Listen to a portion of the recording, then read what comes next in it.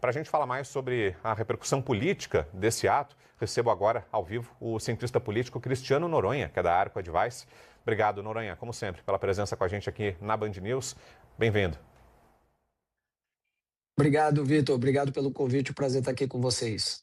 Ô Noronha, qual imagina que vai ser o impacto desse ato? A marcha acabou sendo muito maior do que previsto, né? A adesão foi crescendo dia a dia. No começo, só o deputado Nicolas e alguns poucos apoiadores. Com o passar dos dias, houve uma adesão maior, até pela força digital que tem o deputado, né? Ele hoje é uma das principais lideranças nas redes sociais, tem muitos seguidores, acho que são cerca de 20 milhões no perfil mais seguido dele. É realmente muita gente e a marcha foi ganhando corpo com o passar dos dias até terminar dessa forma, infelizmente, que a gente viu hoje em Brasília com essa casualidade, né? Com essa tragédia que foi a queda do raio. Mas politicamente, qual você imagina que vai ser o impacto dessa mobilização, Noronha?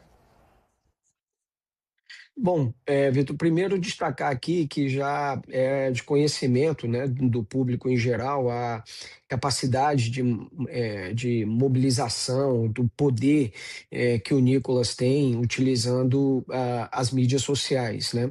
E essa foi uma das primeiras manifestações organizadas ali por ele e que mostrou aí uma capacidade também de mobilização, vamos dizer assim, na vida real, bastante forte, né? O Nicolas, que provavelmente vai disputar um mandato a deputado federal, já na eleição passada foi um dos parlamentares, o parlamentar mais votado no país, muito provavelmente vai repetir esse feito, podendo ter até mais votos do que teve na eleição passada. E isso, sem dúvida nenhuma, projeta aí para o PL, partido ao qual ele é filiado, partido do ex-presidente Jair Bolsonaro, também uma bancada bastante forte também na próxima legislatura. Lembrando que já nessa atual, o PL foi o partido que mais elegeu deputados federais. Essa manifestação do Nicolas mostra que a direita consegue uma mobilização muito forte e já vai chegar nessa retomada de trabalho legislativo também, pressionando as lideranças do Congresso Nacional, pressionando o governo também, com relação à instauração de investigações envolvendo o Banco Master e centrar energia também na questão da CPI do INSS, que já está, CPMI, que já tem já está em funcionamento lá no Congresso Nacional, né? Mas que muito provavelmente pode ser prorrogada a partir dessas pressões. O Nicolas também, com essa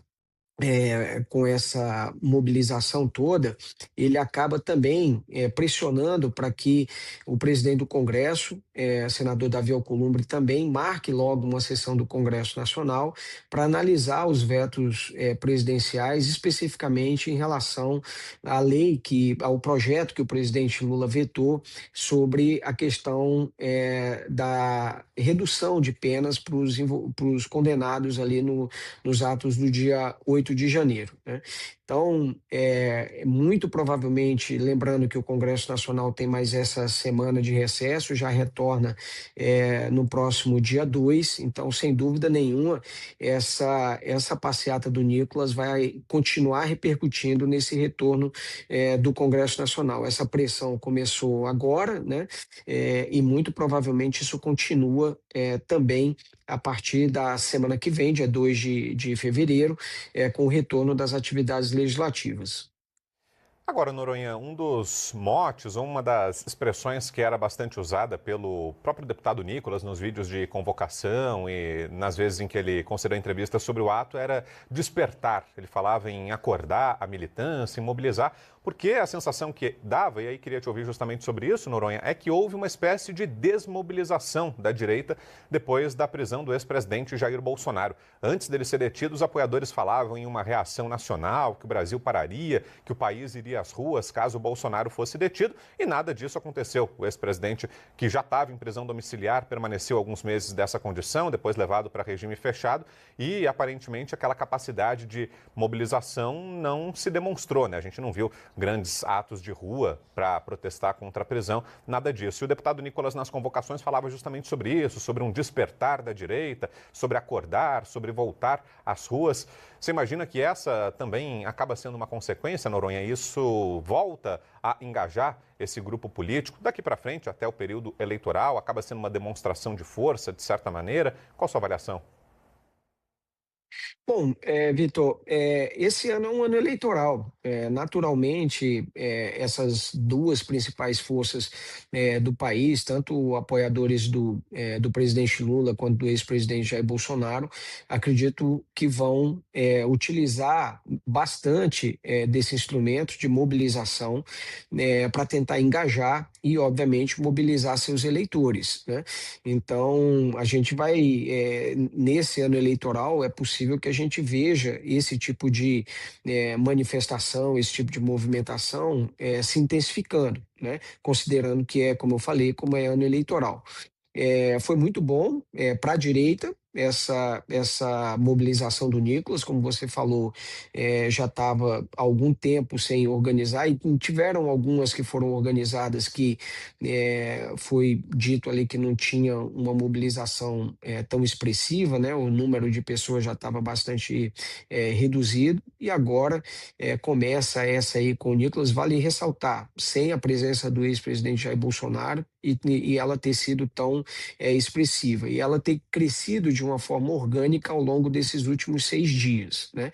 Então, muito provavelmente a gente vai ver esses atos se multiplicando ao longo desse ano eleitoral, tanto de um lado quanto do outro. Agora, o que é muito importante para tanto para o presidente Lula quanto para o ex-presidente Jair Bolsonaro e seus militantes, é você fazer esse tipo de mobilização e atrair outros grupos de eleitores, que não aquele que esteja só com você. É por isso que eu acredito até que o discurso do Nicolas, né, foi acertado, no sentido que ele fala de professores, ele fala de saúde, ele fala de educação e ele fala de violência, que, de acordo com as pesquisas de opinião, é apontado aí como o principal problema do país, né? E então esse discurso do Nicolas também não foi um discurso ferrenho, embora tenha mobilizado muito mais a direita, mas ele não foi um discurso apenas direcionado àqueles que já apoiam a direita, que já são classificados como bolsonaristas. Ele foi também um discurso orientado para outros segmentos da população, e é isso que a direita também tem que fazer. Se quer, obviamente, criar, né, uma forma de atrair esse eleitorado mais de centro. E daí o discurso do Nicolas, na minha opinião, acertado, sob a ótica dele, de falar desses outros problemas, não apenas ficar tratando de questão de anistia ou críticas ao Supremo Tribunal Federal. Muito bem, essa análise do Cristiano Noronha, que é cientista político da Arco Advice. Obrigado, como sempre, Noronha, pela presença aqui com a gente. Até uma próxima. Boa semana por aí. Igualmente, boa semana para vocês, obrigado pelo convite.